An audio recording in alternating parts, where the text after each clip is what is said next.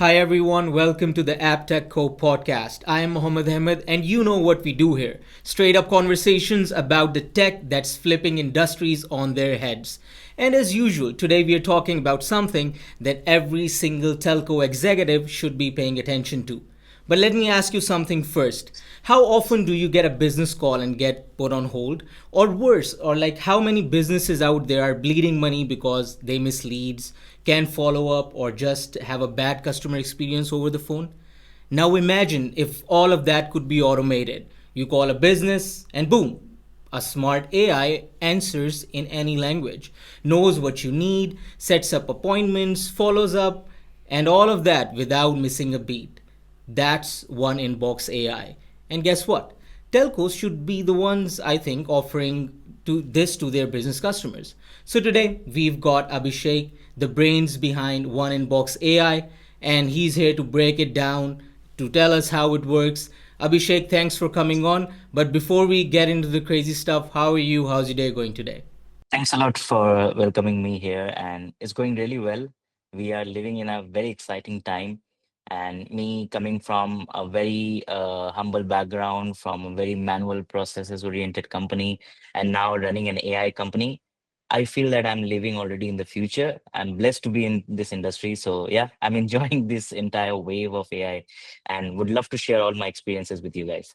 Thank you so much, Abhishek, for being here. We're really excited to hear about One Inbox AI. But before we jump into it, we have got a real live demonstration for you on how One Inbox AI works. So, Abhishek, I'll hand it over to you to show us how this works in real time and, blow our minds off here.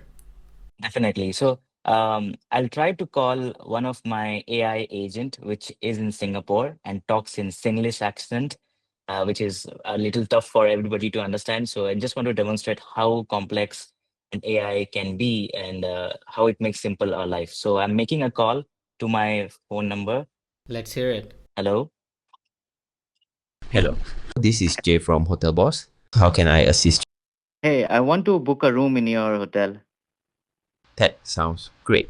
Could you please let me know your preferred check-in date and how many people will be staying? I want to check in with my wife and my two children tomorrow. Perfect. So there's two adults and two children. When are you planning to check in? Yeah, so can you tell me how far is your hotel from downtown Singapore? Sure. Hotel Boss is located in Kallang and is about a 10-minute drive to downtown Singapore. You will also find that Bugis Street Shopping Okay. District. Can you tell me?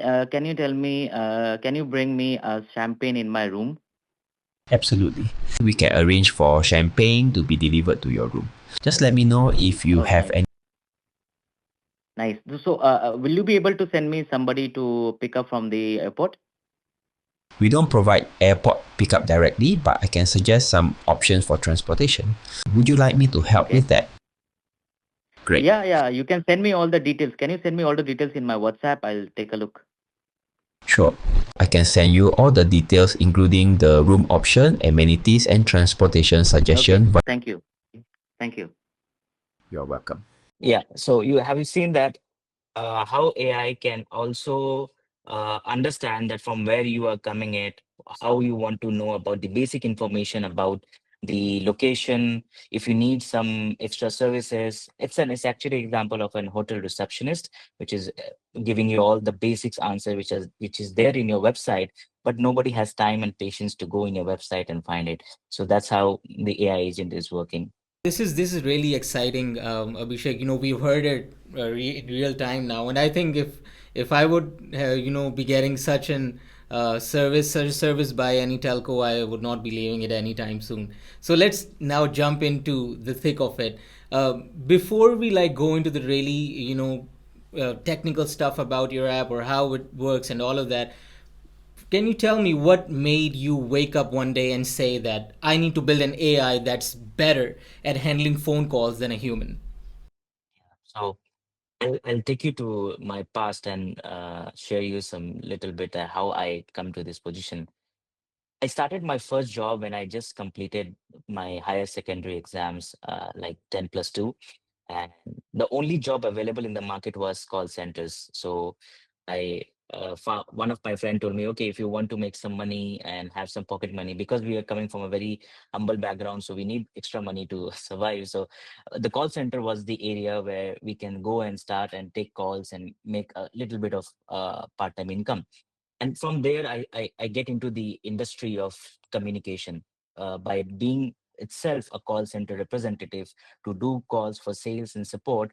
I learned that business is not only about selling or product or marketing. Business is a lot about customer relationships, and that is been outsourced out of the company because the core company can't handle so many volumes of call. And that being always a pain for many companies around the world. The BPO market exists because of this problem, that they need to outsource it to somebody else to actually operate the customer relationship, who has no love with the product, who does not have any strings connected with the main core company, but they are just giving a task to talk to customer. And I realized that no matter how much we be good in communication, we are not able to build that relationship because we don't own that product itself. It's just like AT&T is giving their call center outsource, but the person who is talking on behalf of AT&T don't know the internal stress of managing such a big company, and the craft behind having such a big telco company. So he will never own that product idea. From that, I actually come through different stages. I started getting into providing contact center solutions like dialers, PBX, building high volume call management systems, routing systems, and IVR for next couple of years. Then I get into the telco side of it, where I saw huge call volume, like a million calls per month, and how to handle that. From all these experiences, I learned that still the communication between a business and a company, it's so artificial. Like it's going through an IVR. You have to go through multiple level of communication with that IVR to actually find the category you are in. So many times you don't know which category you are and where you fit to actually get the answer of the problem which you are looking for. And that actually takes out the entire voice industry to chat. If you remember, previously we used to make call for every small thing, like I need to know my bank balance, we used to make call. I need to know what is my phone credits available, we used to make call. But due to these experiences, all the human race has got demotivated with the type of systems we had, and we tend towards having chat. So that's why WhatsApp industry gone really well, because it is giving you a better type of communication. So over these years, as I've been an advocate for the voice, I see the industry going really down and the chat industry going up. And the major problem, the core of the problem, is that people are not getting answer for the problems or the questions they're looking for immediately. And that's was the biggest problem statement we started in. And I was always in this rush to find the perfect technology to actually solve this problem. And one fine day, when GPT came into the picture, we see the power of AI to generate answers based on the goal. So conversational AI was always there. It was in the form of a workflow. A voice bot was always there in the form of a workflow, but it always need to provide it an intent or feed the information that what can happen on the call. And based on that, you feed all the answers manually, right? And that becomes a pain because your customers are calling from different places, different geographies, different race, different cultures. They can ask any questions, right? And just like us human, we know what to answer, what not to answer, and we change our scripts, we change our statements based on that goal. So every script is not feed into it that you always say the same line again and again. That was the problem. And when generative AI comes into the picture, this is now actually solvable because generative AI works on basis of your goal. Your goal is to give answer to the customer's problem. The customer problem can be that I'm not able to recharge my phone number. Can you help me? So that answers can be given in a different ways. Can you tell me what SIM card you're using? What is the monthly plan you have? And then the customer says, and then you actually give on step by step answers that actually solves the problem. And this was the day, almost 2.5 years back, when GPT came in. We decided to build around a system which works totally on AI, not a IVR, which is added an AI feature on top of it, and we say it as AI powered.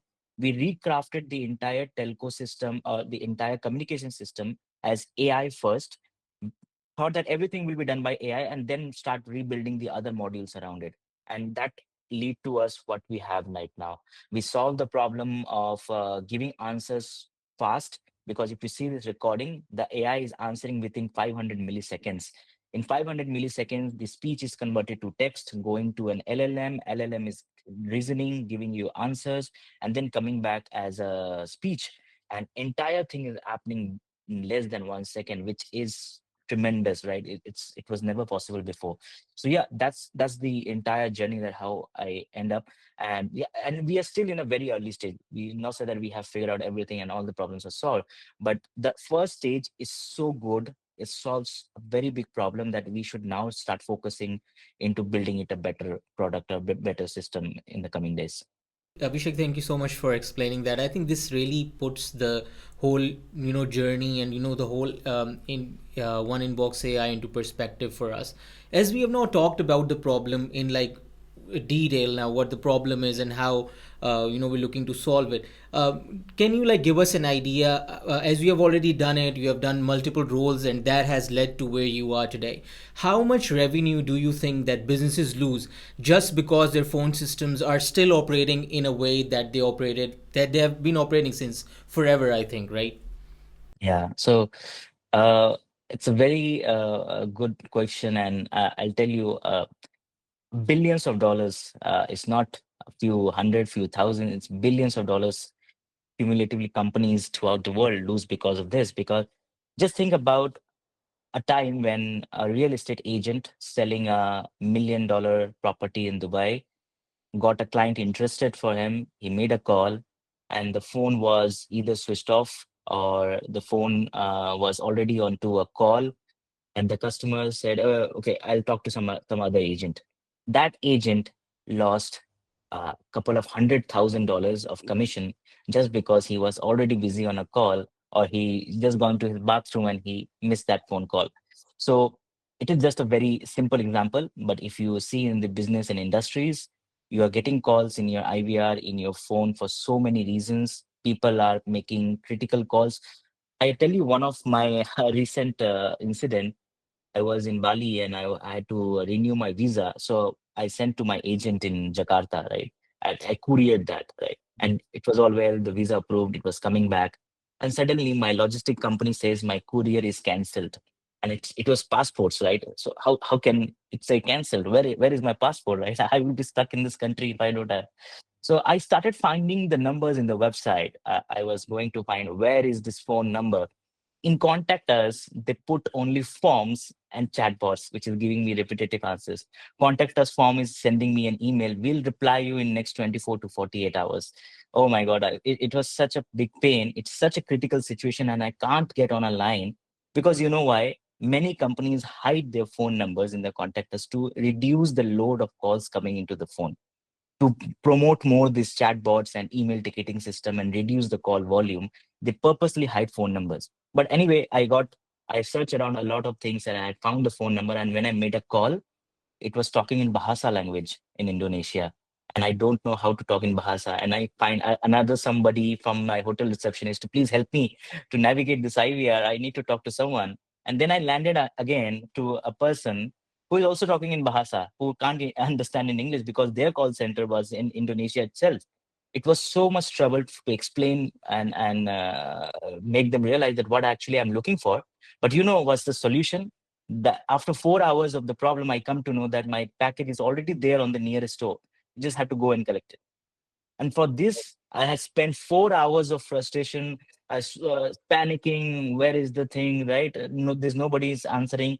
And this actually takes down. Suppose if I'm a bad customer, I would have write about this in social media about that company. That why you don't have a website with a phone number in the front, right? And even if you are running a multinational company, why you don't have at least a language selection in your IVR? So you can understand, right? This is where the things comes from, and that's actually leads to the bigger problem of losing money and customers just because of these things. Yeah, well, Abhishek, I think I would like totally agree with you here, because this is a trend I think I have also been observing, is that in most of the websites, when you're trying to find their numbers, you go down to the contact us section, and there you find chatbots or email addresses, and you go around in circles and circles and nothing is happening. I think this is something that we have all have faced, time and again.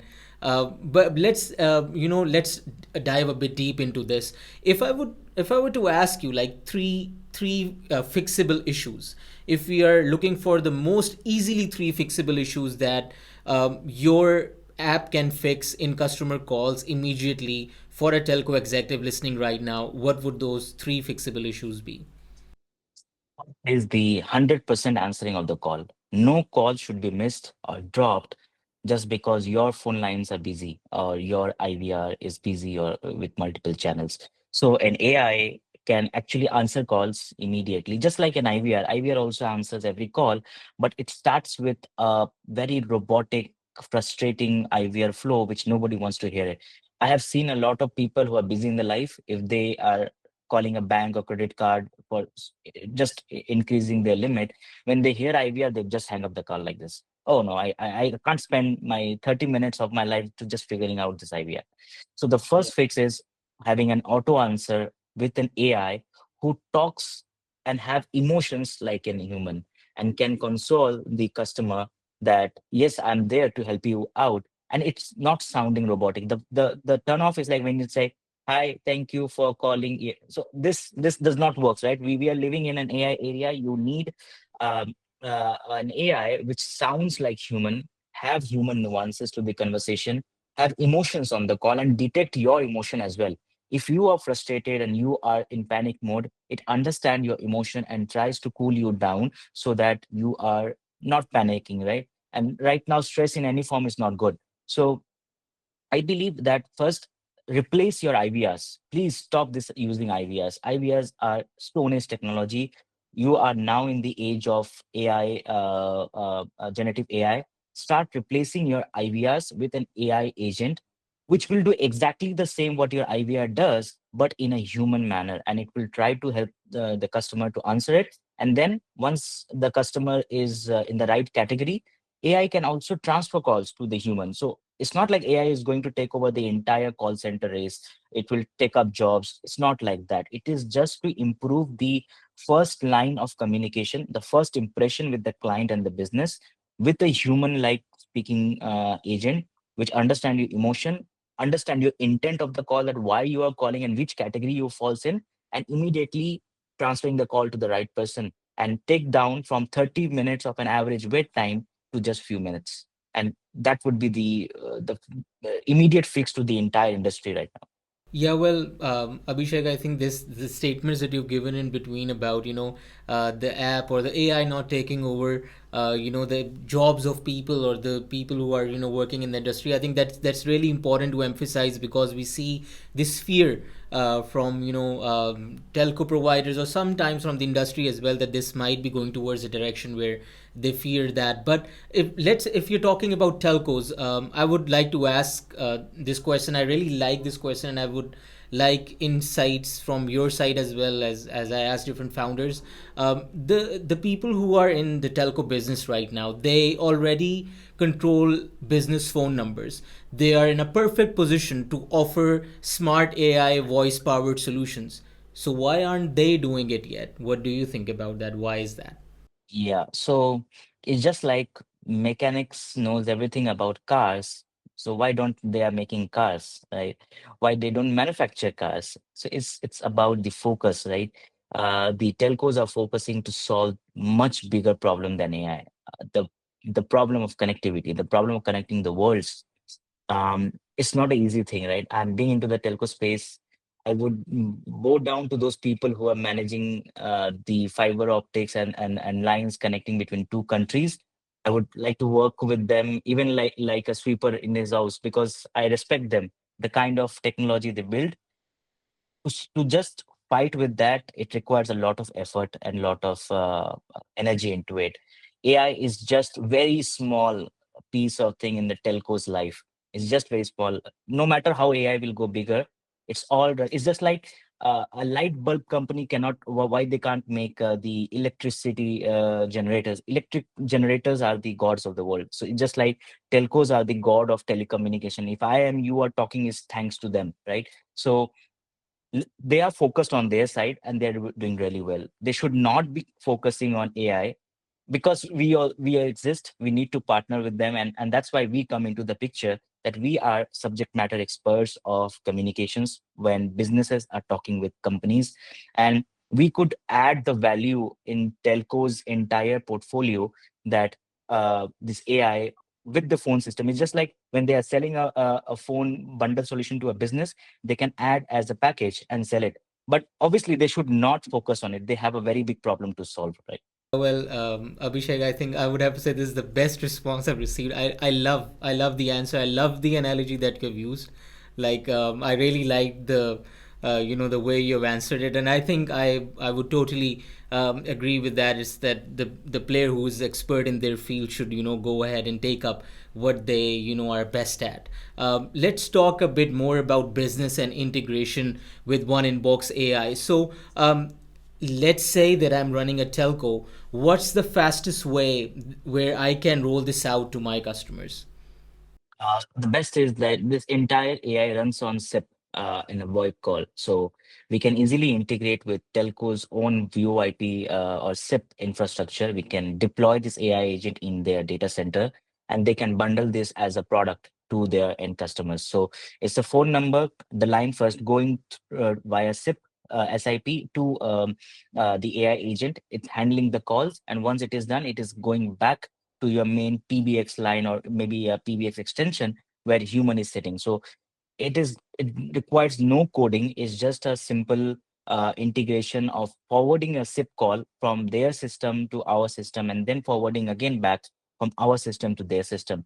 It sits on top of their existing infrastructure. It will not gonna do any change in their current system or anything.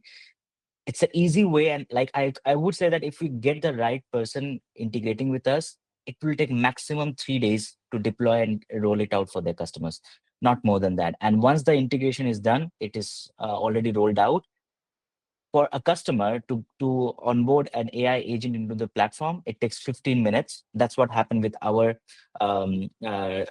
dashboard. When anybody signed up and they go through our onboarding process, they are able to make the agent live within 15 minutes of understanding how the things work. Just write in English. My AI agent, you are my AI agent, and your job is to provide customer support to my company, and this is my website. That's it. This AI learns everything about your company from the website. It plays a role that yes, it's a representative of an of the company, and it is connected to a Twilio line via SIP, and done. You don't need so much of technicalities around it, right? So the same thing any telco can do. The way we have bundled up with Twilio, the same we can do it for them. Well, I must say that I'm really impressed. This the speed of integration here is, I think, I would say exceptional speed, and the way you've explained how it can learn through the website and the painless, I would say, integration here is something I must say it's really valuable for anyone who's looking to integrate the app into their existing infrastructure. So, Abhishek, as we're talking about integration right now and how this can work with telcos, let me ask you another question here. Can you give us an example, as you've mentioned a few players with which you're working right now? If you can just give us a very, I would say, targeted example of how a telco has packaged or how a telco can package and sell OneInbox AI to their business customers. Yeah. So to get it right, I think the best way possible is to bundle up as AI receptionist for different industries. For example, for restaurants or real estate, the first pain point for the restaurants is that they have to hire somebody to actually pick up phone calls always, and the person, when it is on phone line in a restaurant, it is not able to manage the crowd which is there on the floor. So uh, creating a package where AI phone receptionist for restaurants with the phone line, you are giving it to the company when the restaurant is getting open up for the first time. That is a very good package, because in start any company wants to have best tech possible to get their restaurant rolling, right? And they want to have the best phone line, the best internet or Wi-Fi system, or SIM cards or walkie-talkie for the entire team for the restaurants. So having an AI also as an AI receptionist fine-tuned for restaurants, and it's easy to go. Just provide your menu card as a PDF into the system and tell me the name about your restaurant. Even if you have a website, that will work. So the AI immediately within 10 to 15 minutes will scrap everything, put it into the system, and will be ready to go live and represent that company. Even it is possible to clone the voice of anybody into the team member, provided that they authorize the company to actually use their voice. So sometimes the company has a star caller, right? A star person who has a very good voice, and they are dedicated to the company and they want their voice to be into the system. So we have done this in the past in the real estate industry as well. So we can do the same. And similar kind of packages can be made for different industries, like package one for restaurants and integrated with all the restaurants, POS and CRMs already without doing any extra effort. Same thing can be done with a real estate. So where real estate, the AI real estate is ready to make calls, an outbound call to book an appointment, because in real estate the biggest problem is that they're getting responses from the Facebook lead generations and everywhere, right? But might be the customer who's interested has put the interest, but he didn't got a call in the next 24 hours and it got cold. So immediately this AI can make a call to that customer and verify all the information what they're looking for, and then book an appointment with the actual real estate agent, make a package, and you can have multiple packages and sell as an end-to-end solution to your customers. Well, Abhishek, that's great. I think I would say that this whole scenario that you've explained, one thing that I like really loved about this was where you can have a person who's your star caller and take their voice out, and the ownership sense that it gives to a business, that this is not a tool that they are implementing, or not an app that they're implementing, is something that is a part of their business. I think that's great. That's amazing. Let's talk a bit towards now, towards making money and everything like that. So, if a telco executive is listening right now, they're probably thinking, yeah, this is cool, this is an amazing tool, but where's the money? So, if you can break it down for us, how does OneInbox AI actually help telcos to make more money? Yeah. So uh, to answer your question in this way, we have to understand the pain point of the customer, how much pain point their consumers are, to actually gauge how much we can charge on the product. Now, for example, I'll tell you from the real estate, which I'm right now doing in Dubai. Each and every call is very important and leading to a few $100,000 of commission. And for that, they are employing many people in their team to take those calls in three different shifts. And they are on an average paying on a month around 6,000 to $7,000 for one seat, which is covering 24 into 7. And yeah, that's the pretty standard in high net worth countries. Now, in these countries, if you are selling your package at even $2,000 a month for this AI to handle your call 24/7, it is three times cheaper than what companies are already paying right now. So you can understand the pain point that first they have to employ these people, they have to hire people, a hiring process, how tough is that? And then you need these people to available on the phone calls.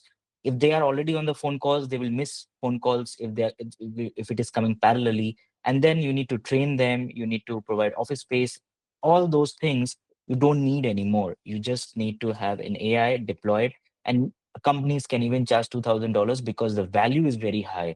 And if you do more custom solution for them, like integrating with their HubSpot, or if a real estate agent is already integrated with some CRM like Udo, you have already created an integration and giving it to them. It is even cherry on top of the cake, right? So that's where we feel that the things really goes well, and telcos can make more money based on the industries they have, and they can analyze the industry, how much that industry is actually paying right now, and based on that they can actually charge for the services. And this is all on top of what they are charging for their telco lines as a monthly line per month, like 50 lines per month or 30 lines per month. They can add on top of it, and it's an add-on revenue on that. Yeah, well, I think certainly, based on your answer, the monetary value is there. But I would like your thought on this particular question. What do you think, like, what's stopping telcos from adopting to this faster? Is it like the legacy systems, or is it the mindset, or just like they're being a bit slow to move towards this? What do you think about that? Um, they're not actually slow. They are working towards this AI, but the problem is that they are sitting on a very macro level. So they have to see from all. They are getting requests from all the different industries, and they might not have the industry expertise immediately available. They have to find out, obviously, who is there, who has experience in the restaurant, and then can bring all the insights. And then you have to start developing around the restaurant use cases, integrating with the restaurant POS and CRM companies. So you need to partner with them. Somebody who is required to go and partner with them. It is not something which they are not looking for. I have seen companies are already investing an AI budget to actually work around it. So what I feel, what might be the case, that they are already doing it, but as they are getting such a broad range of requests, they are not able to ship faster because their coding, their development team has to get a lot of use cases put it into the system. That's the benefit of integrating one inbox with the telco, because we have already figured out. So it's not like we have made 6 months ago. The product has been developed from last 5 years. We have touched based on almost all the SMEs industries, no matter if it is logistic, healthcare, real estate, restaurants. We have touched base, and I personally go and sit with a restaurant to understand how they operate and take all the insights, give back to my product team so that they can implement those things around the restaurants and understand how restaurants operate. Same goes for real estate. When I started my first real estate client, I used to sit in his office every day and understanding how the process works and bring back the insight to my product team to create the experience around real estate only, right? So they are doing it, but as they are a big legacy company, they have to maintain the entire systems, multiple level of decision making. They are actually taking more time to ship their product. All right. Well, Abhishek, as you have talked about, you reaching out to different SMEs, reaching out to different players in the market to see how One Inbox AI can integrate with them. This brings me to my next question. During this whole journey, did you feel or see at any point of time that maybe the telcos are underestimating how much their business customers would pay for an AI-driven voice solution? No, no. Telcos are more smarter. They know where they are going on. They they have the best team to research from the market and what's going on in the market.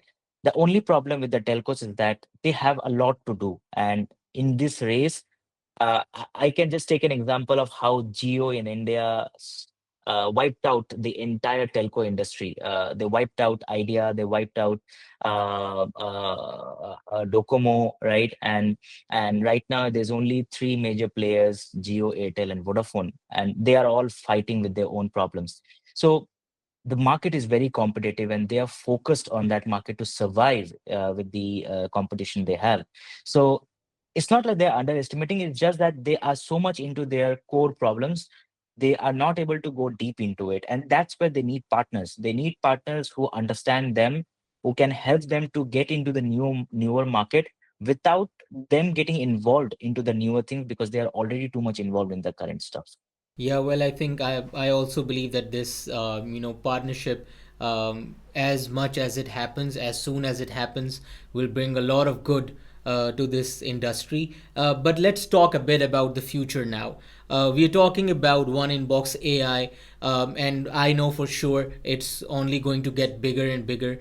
But looking at the call automation function itself, where do you see it? What's next for it, and where do you see this going in the next 5 years in the context of your own product as well, and in a general context too? Yeah. I see now, in the next couple of years, AI will be the front face of any company, talking to their customers, understanding the basic needs, and taking over the 80 to 90% of the repetitive conversation. I want to highlight this word repetitive. AI will not going to replace how human console or how human talk with a human, right? It is just to give quicker response to the basics or the general questions which are already answered in some SOPs or some knowledge base to the customer, so that you save both the time of the company and customer itself. But critical conversations, high level conversation would have to be dealt by human itself. So this AI will be going over to take 90 or 80, to be very honest, it would be 80%. 90% would be very difficult, but 80% of the repetitive conversation, and then transferring calls to human for the next 20%.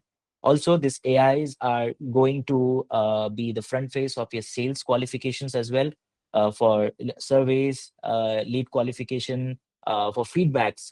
AI will be there, and it will be more and more human. In future, you would be never be able to, even today also, when somebody used to see our demos, they first blame us that we are scamming them by saying it's an AI. You have a person over there, so you directly connect me to that person. His voice is good, so we have to show my dashboard, make some changes to make them believe that it's an AI. It's not a human. But still, there is a long way to go. If I be a critic of my own system, there's a lot of things need to be done. AI needs to understand the emotions much better. AI needs to be the front face of any critical calls like 911 calls to handle anything. AI needs to integrate with the world. It needs to know which CRM, where the customer is, what customer wants. It should be easily connecting with all the third party applications available. So that is another way. And the AI needs to like uh, be someone into the part of the team, right? So right now AI is looked as a tool, but AI is not as a tool. It's just like your colleague.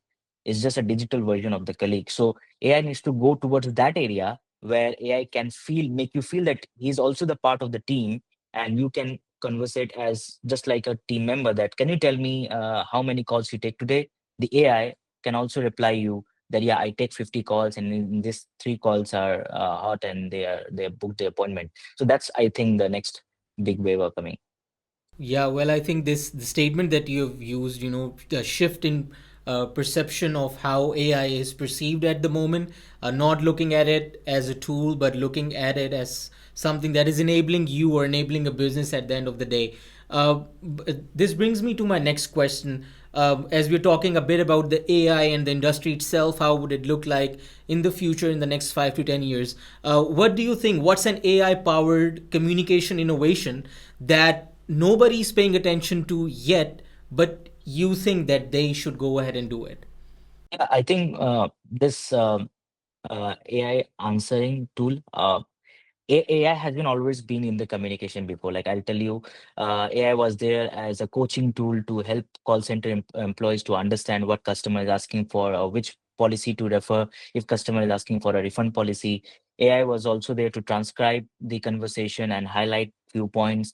But this one, where AI takes over the entire role of front end or L1 employee, who is the first communication, that was been overlooked in the past years. But now I think this current year, everybody is looking. It's not like nobody's doing it. Even the telcos, I'm sure that they have heard about this thing when OpenAI does the demonstration of having a voice assistant with their app. So they have must have seen that, and they are looking into it. Everybody got the attention, but many people don't know how to do it, how fast we can go to the market, because the AI race is all about how fast you are into market, not how good you are in the market. So everybody now needs to focus on getting into the market as soon as possible, because if you be late, by the time you hit the market, your product will be obsolete. Or whatever you will build right now, if you want to build everything in house, and you think that in the next 6 months you will be launching the first version, by that next 6 months your product will be obsolete. So it's better to find right partners, collaborate with them, jointly make a team, and then go to market with the right solution at the right time. This time is very important to any telco to get to the market as soon as possible.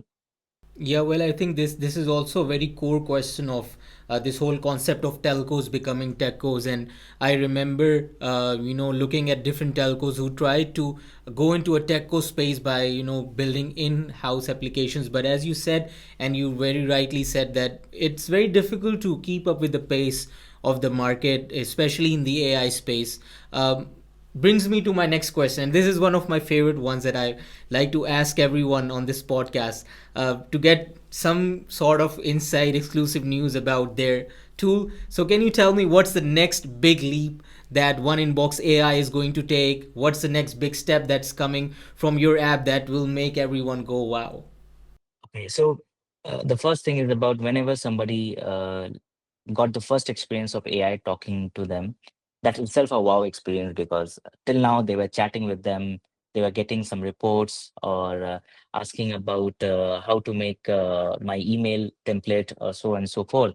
But now when they hear it, that's itself. So that's why in my platform, we in our onboarding process, in the next two clicks, you hear the AI talking to you. And I saw a lot of people that they're reacting like, oh, it really works like that. One of our partners who built a reaction video, it gone viral with 6 million views. So people are just wow with what it is. It should not be perfect. It should not need to be exactly what a human can do, but itself an AI talking to you with a persona, with a profile, with a voice. It's something which we should be thinking about it. We are talking about this right now. It was never possible. So the wow moment is when your customer actually sees someone, an AI representing their business better than the way they can represent.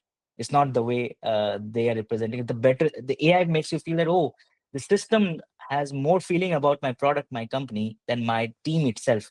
And that's the wow feeling, the emotional attachment immediately a business owner brings, becomes with the AI. That's already sold. Our sales team, we actually don't have a sales team. We just have somebody to explain and onboard it. But we never need a sales team because the product is already sold. It's something which people were looking from the ages and never got it. Now they are getting it. You just need to put it in front of the people, make them believe and take a trust that yes, this AI can represent your brand. Your it's reliable to represent your business. And yeah, that's it. It's a easy sell.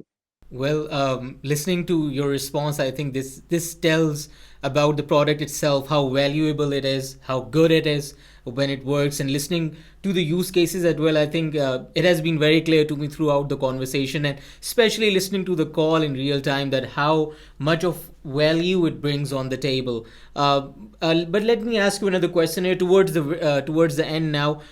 Let's say I am a telco executive listening right now, and I want to start offering One Inbox AI to my customers tomorrow. What's my next move there?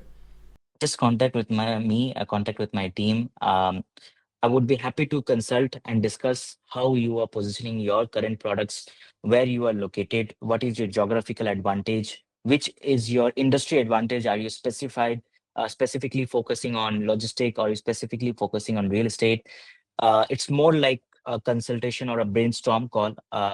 You can get our my contact with the team and just reach out to us. It's more like let's talk about it. Once you talk with us and get an idea of the system we can integrate together, then you can take a decision that how you want to take this product further to your customers. But the first thing is now to talk about this entire tech, to talk about what you are already doing it, were you able to do it or not, or what challenges you focused on, you faced, and let us get be your partner for this AI race. And I think that that's the only thing. I'm not here to sell our product. It's just like I'm creating an awareness that if you are already doing, do it fast. In the next 6 months, I would say that this AI is now obsolete. There's something else, because we are also creating a product called Video AI. So just like this podcast, there would be somebody representing me on the video with my voice, my way of speaking, and will replace me in going to any podcast as well. So that is coming very soon. So once that comes in, it becomes another bigger tool. So it's time to be faster and take the leap of the market. Wow, well, I think I got my bit of answer there, where the video AI that you have talked about is something. I think this is extraordinary and makes me very excited about how this will come into play on and how this all will look like. One question that I would like to ask you now, the last question, it's a bit offbeat. I would like to ask you before we wrap it up, what's the one non-tech life hack that you go ahead and you swear by in your daily life? Um, I would say doing nothing. Sometimes you have to feel bored to get good ideas.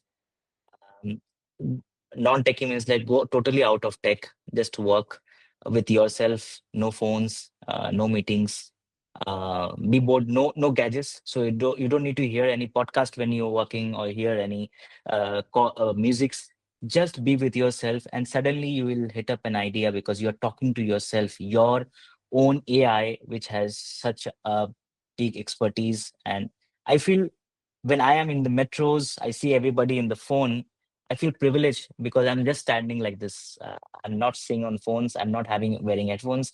I'm just thinking and observing people. So the more you observe, the more you see the world without any tech will make you a better tech entrepreneur in the coming time. Wow, I think that this is a great answer, and especially the concept of seeing the world without tech makes you a better tech person. I think this will be one of my key takeaways as well from today's podcast. Abhishek, this was amazing. This was epic. And I think that it's very, very clear to everyone who's listening right now that OneInbox AI isn't just a cool app that we are talking about. This is a tool that will really transform your business, not within months, not within years, within days, within minutes. And as Abhishek has mentioned, it's so fast and it's evolving each and every day. I think this is the right time for every telco executive listening right now. If you're interested to take your business to the next level, you know where to find Abhishek. And Abhishek, I would like to thank you for taking out your time today. It was Thank a you, really good Rutgers. conversation. Thank you. Thank you for having me here. Great. Thank you so much, Abhishek. All right, everyone. That's a wrap. Let us know what you think about the talk today. Stay curious, stay innovative, and don't let your tech get left behind. We'll see you the next time.